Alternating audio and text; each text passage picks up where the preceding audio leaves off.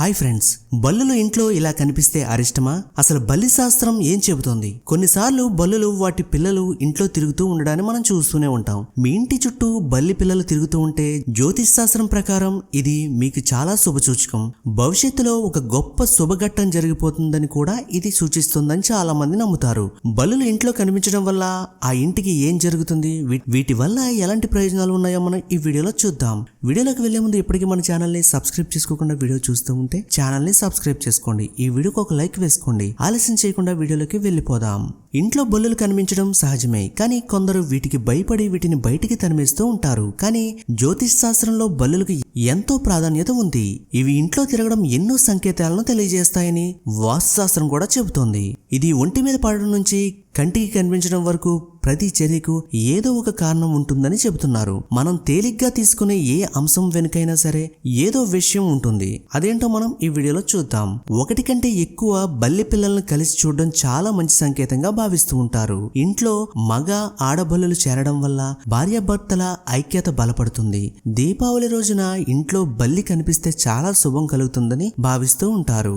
జ్యోతిష్ శాస్త్ర ప్రకారం బల్లి లక్ష్మీదేవిని సూచిస్తుంది. కాబట్టి బల్లిని చూసిన ప్రతిసారి మీ ఆర్థిక సమస్యలు కష్టాలు తీరిపోతాయని చెబుతారు. చాలా మంది బల్లిని చూసి భయపడతారు, కానీ జ్యోతిష్యం మరియు వాస్తుశాస్త్ర ప్రకారం ఇంట్లో బల్లిని చూడటం కొన్ని ప్రత్యేక సంకేతాలను సూచిస్తుంది.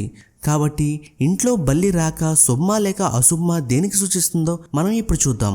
వాస్తుశాస్త్ర ప్రకారం మీ ఇంటి గోడపై బల్లిని చూడడం మీ జీవితంలో కొత్తగా ఏదో జరుగుతుందని సూచిస్తుంది.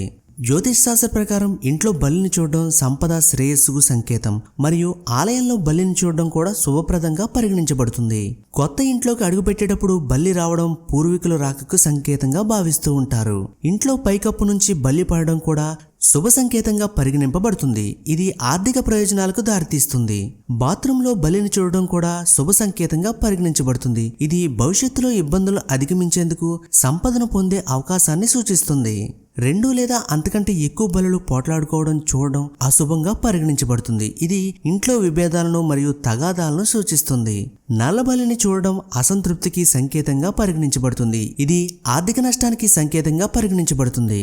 తోకలేని బల్లి ఇంట్లో ప్రవేశించడం అశుభమని భావిస్తారు. ఇది శత్రువుల విజయం సాధిస్తారని సూచిస్తుంది. ఈ వీడియో కనుక మీకు నచ్చినట్టయితే ఈ వీడియోకి ఒక లైక్ వేసుకోండి. ఛానల్ని సబ్స్క్రైబ్ చేయడం మాత్రం మర్చిపోకండి. Thanks for watching.